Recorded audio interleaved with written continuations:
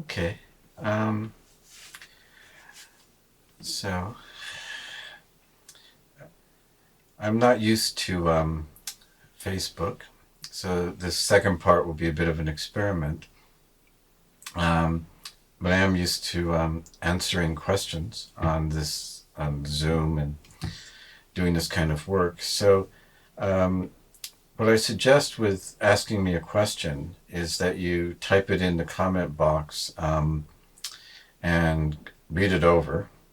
Make sure it is the question you want to ask, and that it's clear because everyone's going to see it, and um, just make it easier. And then send it to me. But don't be intimidated. Any question is good. Um, this type of webinar is meant for people at all levels of practice. Uh, and as we continue every week, I'll be introducing different subjects and other perspectives. So hopefully uh, you'll be as engaged as I will be in these meetings. Um, while I was meditating, I was thinking um, about my book, Unlearning Meditation, and some of the things that I really saw in an open meditation practice. And much of what I saw um, in the beginning and what I actually wrote about in that book has to do with what seems to be absent in an open meditation practice.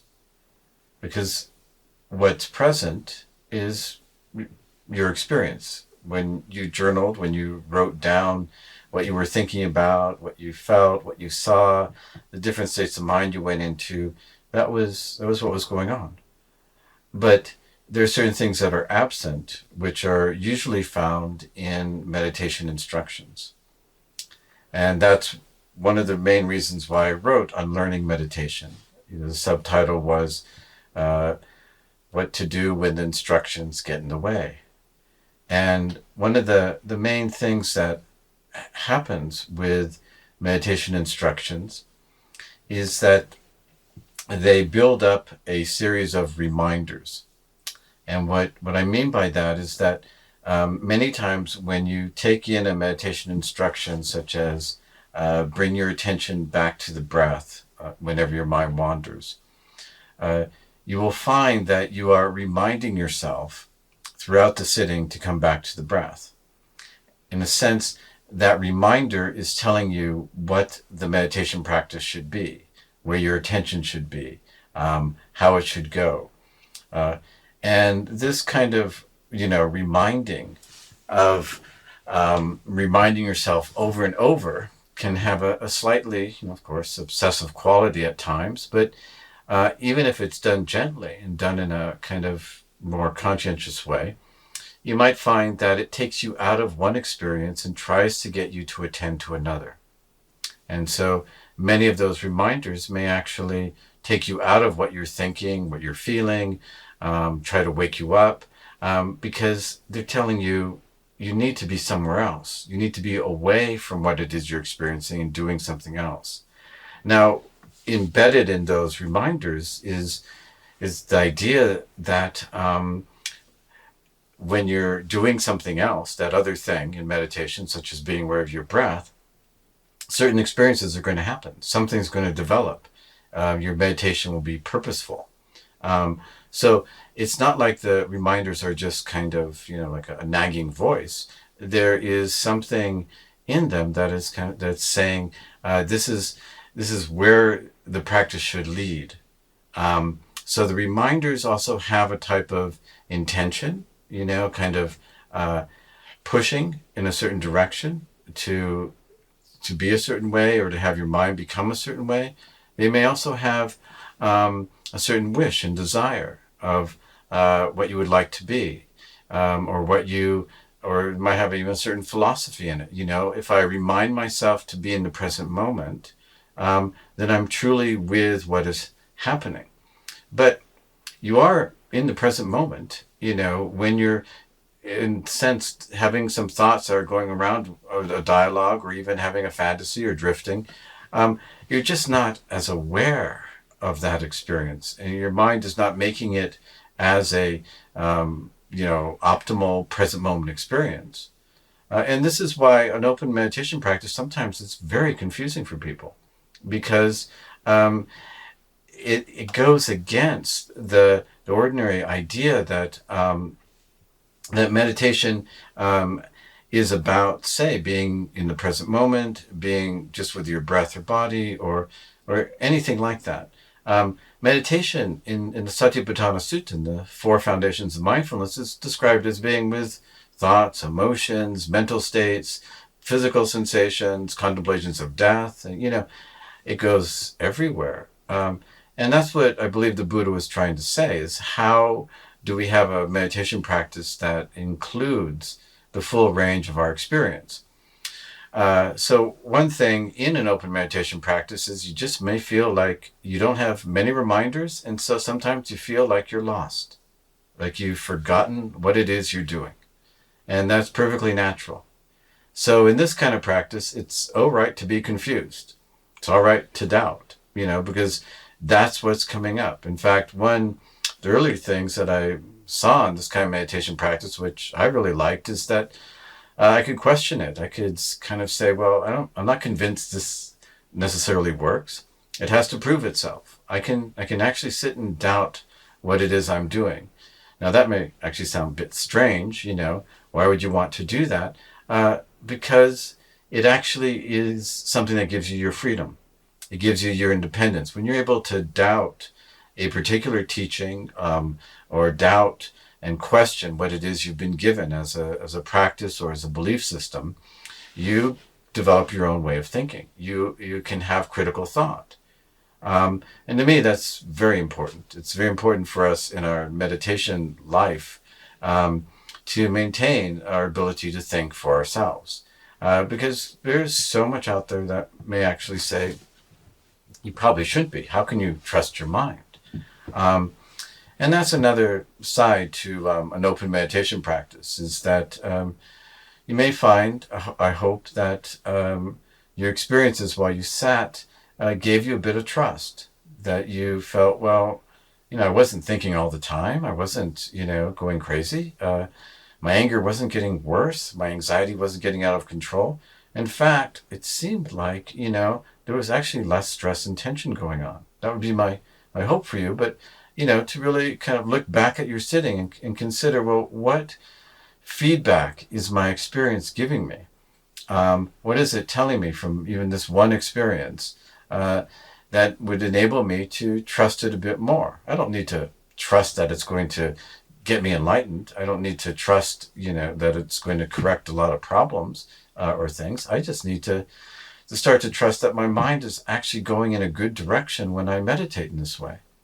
And to me, that's becomes a central thing. It becomes important for us to develop that kind of self-confidence with our own practice, rather than feeling like we have to give it over again to somebody else or to a tradition and say, I trust them. I trust this other tradition and these other instructions to get me somewhere.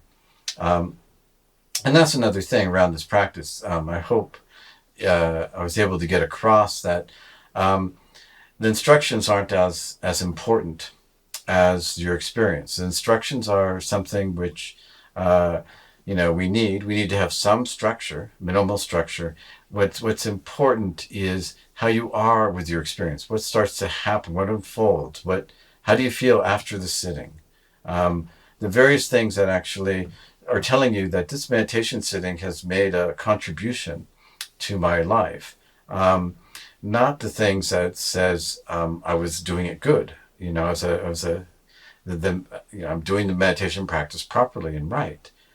I don't know if that's really possible for almost any meditation practice, especially not this one. There aren't any kind of rules or something that says, this is the right way to do it. Though over the years, various people I've taught have thought that there are rules. Like one big rule that comes with an open meditation practice is You have to let everything form of its own. You can't stop something, you can't interrupt something, you can't change anything. Well, to me, that's ridiculous. The thing is basically you start the meditation sitting being open to your experience, and at times you're going to want or need to put your attention in some other areas. Sometimes it'll be very intelligent of you to say be aware of your breath, mostly because that's what your mind is actually drawn to. And that's one of the, I would say, basic principles of this kind of practice is, when you notice that your attention is drawn to something like your breath, you can just stay with it. There's a way in which your mind has actually found an effortless way to be with your in and out breath. And you might not be able to stay with it for more than a minute or two, but that's going to have an effect. It's going to be actually probably a good experience. And then you move on. And that's why, to me, an open meditation practice is very flexible. It's fluid.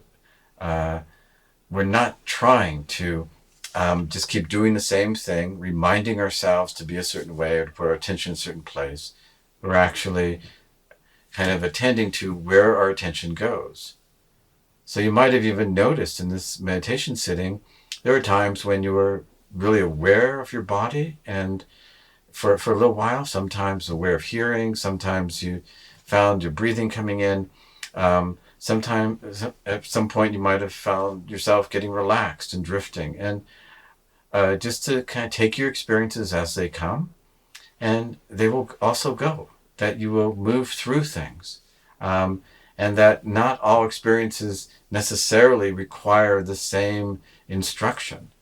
You might find that there are different ways that your mind figures out how to work with certain types of experiences. And that's a much longer subject that I don't know if we'll be able to go into. At least not tonight, but I would like it at this point. If anyone has any questions, because I do look over at this comments pane, and it seems to be quite empty. So I'm just going to be quiet for a minute or so. And if you have written a question, even if it's like 3 or 4 words, just send it. And I'd like to be able to address it.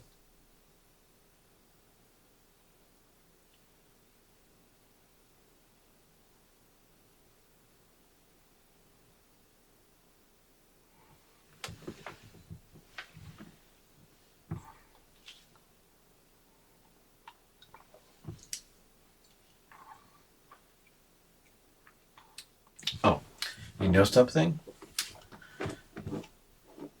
I didn't realize I had to scroll down. Okay. Merits of journaling instead of mentally reviewing your sitting. Ah, very good question.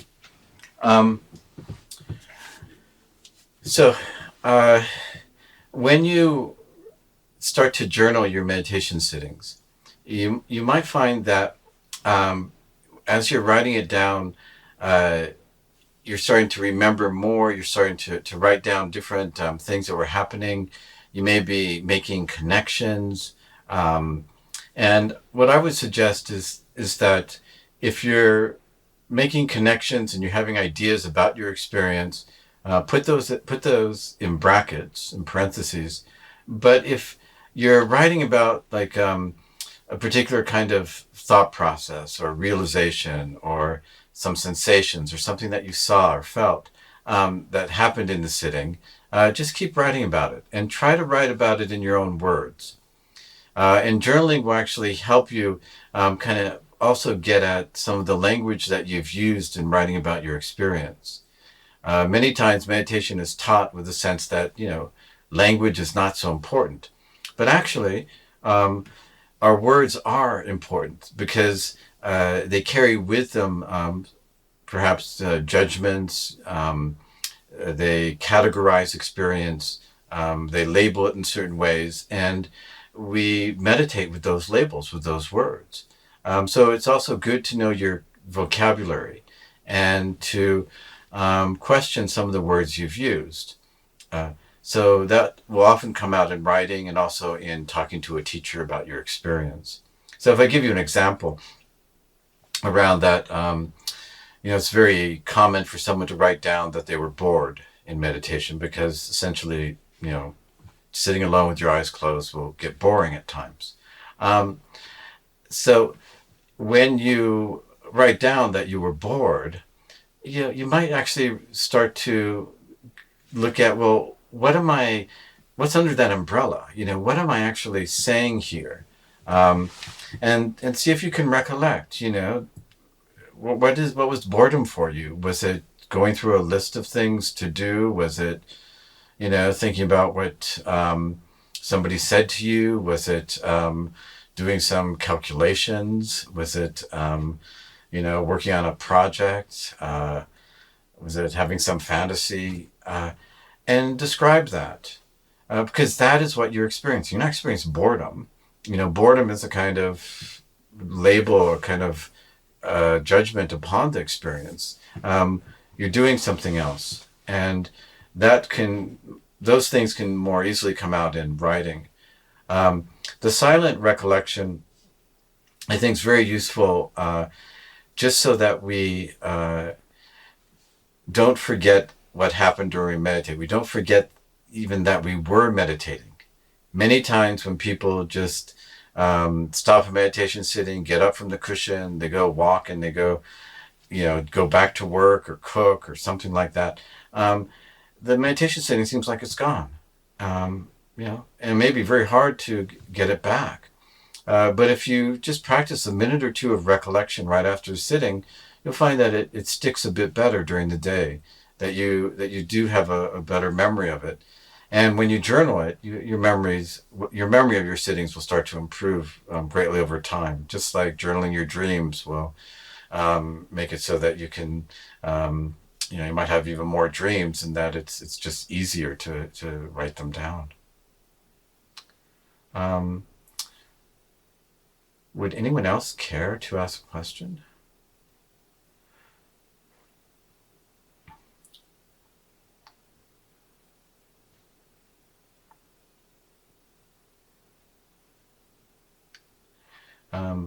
While someone is writing, I really, seeing various names of people that I know, I just am greatly appreciative how many people made it tonight on the West Coast and East Coast, which would be awfully late, and how many are in Australia.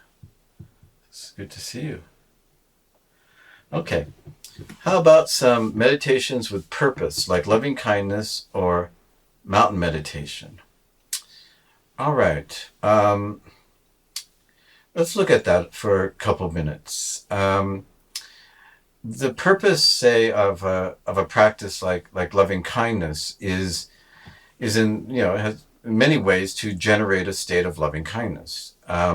To know what metta is actually like, what it feels like, how it comes about in relationships, how it the various state of mind that it is. It's trying also to understand correctly what loving kindness is. Um, and often those practices start with ideas about what loving kindness is. And so people will either chant, well, at least in Asia, they'll chant the suttas, or in the West, they'll think of people, or they'll do various loving kindness phrases. And I think that really directs the mind to those qualities. I think that has a very positive effect. Um, with an open meditation practice, you come about it from a completely different angle.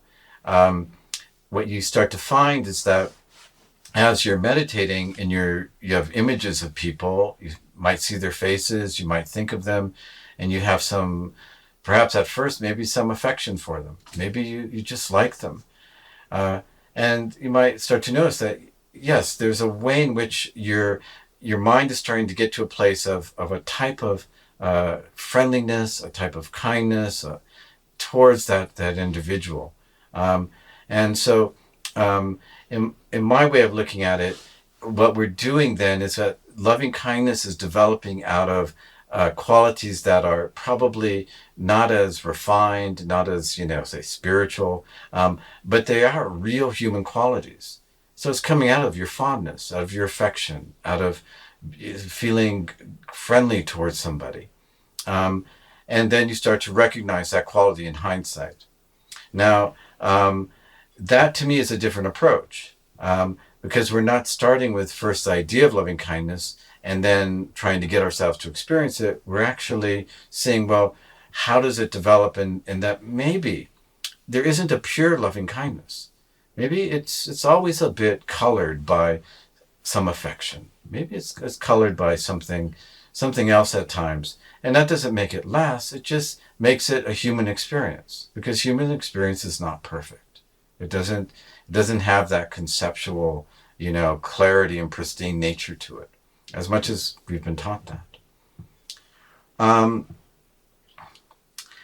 okay. It seems to me like even there's also a quality of inquiry to the noticing of experience. Could you expand a bit more on that? Yes. And that, of course, would be a great topic for one of these discussions, for me to go into that much more completely.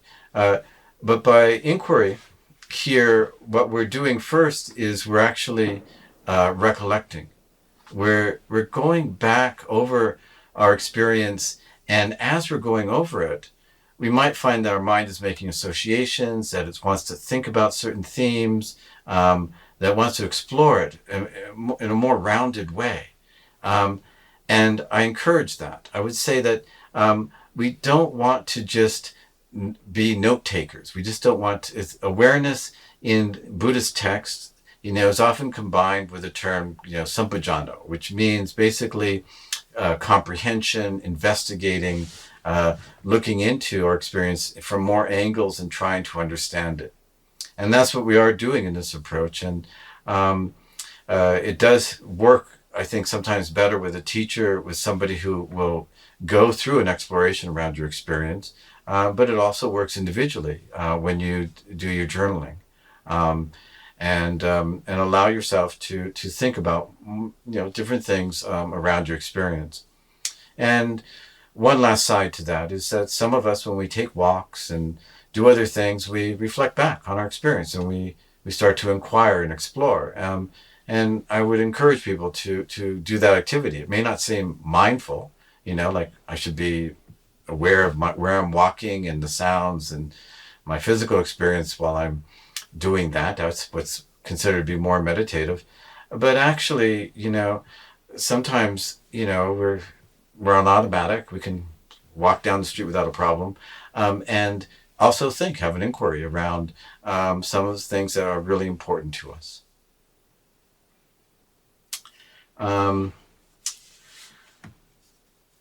Other thought-friendly sitting practices, Soto Zen. There are several kinds of meditation that are really quite open and allow thoughts.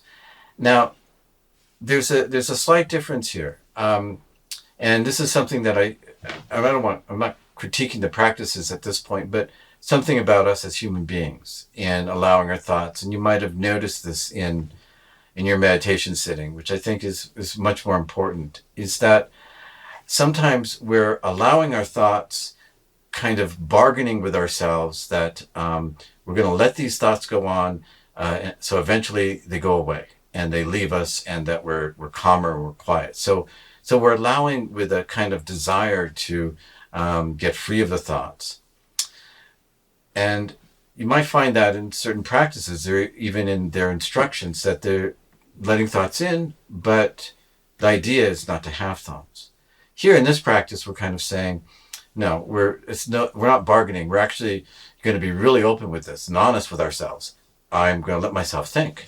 And if I'm thinking through the meditation, that's what happens.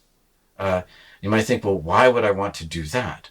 You might start to find that sometimes when you allow yourself to just keep going and thinking in the sitting, you start to see where your mind really wants to go. You start to understand that the thinking has a direction of its own, and that it has a way of kind of loosening. It has a way of letting go of you instead of you letting go of it. You know, it's a way of kind of dropping or smoothing out or becoming, less solid. So that's kind of what I would recommend around this. Uh, so this is a little bit more of a radical approach to it, because I'm not stating, that there's an ideal state that's without thought, at least not tonight. But these are areas which I can go into also later. Um, I listened to my voice more seriously than ever before and did not hear anything special. Sounds like the same old me, which is fine, but I wondered. Well, yeah, yes. That's often who we're going to encounter. Same old me. Um, but I don't know what more to say about that kind of experience, because um, my sense of meditation practice, especially in this way, is that uh, we are going to be going into areas that are unfamiliar. Like, especially like even with voices, there might be some other people's voices or different voices at times. There may be a sense of, your mind not holding together as normally does, but we're not plunging into it. We're not forcing ourselves there. It sort of happens for a little bit and then we come back. And to me, that's psychologically much safer. We don't want our minds to kind of completely go blank for a long period of time. This is a training of getting familiar with some of these states, which could be quite destabilizing if they're not well understood or they happen too soon. Um, and so my take on it is, it's great. Yes, it sounds like me. Much of the time, um, and that's probably how it should be. Um, well, this has been really quite good. I have my concerns about Facebook. Still feel like I'm here. Uh, I feel like I have more distance from all of you than I do on Zoom, but I think I can keep doing this every Saturday night. So I hope you're able to come next week and week after. Um, and at some point, if you want to make a donation to Against the Stream, would be greatly appreciated. And I will also be having my own webinars on Zoom, and I'll be announcing those in the future through my email list. And I usually hang out for a couple minutes if you want to say anything, any comments to me or about this, or if you want to contact me, after this with any suggestions, go right ahead. So please just feel, free to write something, and have a good evening.